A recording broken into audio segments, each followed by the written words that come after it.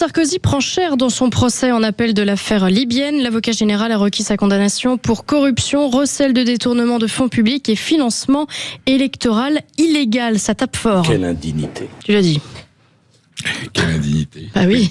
Oui, il a parlé de forfaiture, que la justice, qu'on se souvient, c'était à l'occasion de sa première condamnation. Le président Sarkozy, effectivement, le parquet a requis à nouveau pour cette nouvelle comparution corruption, recel de détournement de fonds publics, financement électoral illégal.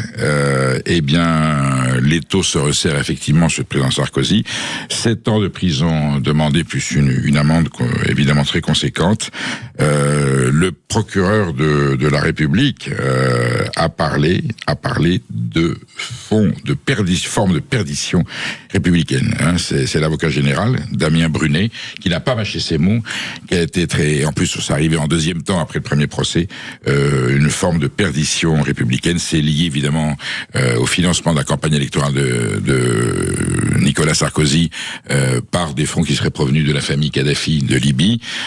Claude Guéant a aussi été impliqué, s'est défendu. D'ailleurs, les deux hommes se sont fâchés, c'est le moins qu'on puisse dire, en démentant l'un l'autre et en accusant l'autre d'avoir commis ces graves. Nicolas Sarkozy les a lâchés tous les deux. Oui, si c'est vrai, c'est tragiquement grave. Vous voyez, je cherche mes mots pour être prudent, mais enfin bon, à ce niveau-là, et il semblerait, on verra bien, la justice dira ce qu'il en est, mais deuxième lame du rasoir qui passe sur Nicolas Sarkozy.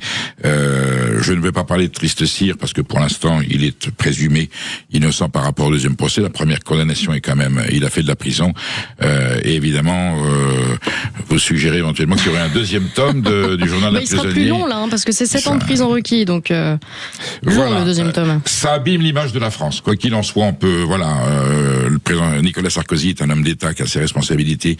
Il n'a pas fait que du mal, mais là, sa sortie de vie politique se fait dans des conditions absolument tragiques et scabreuses.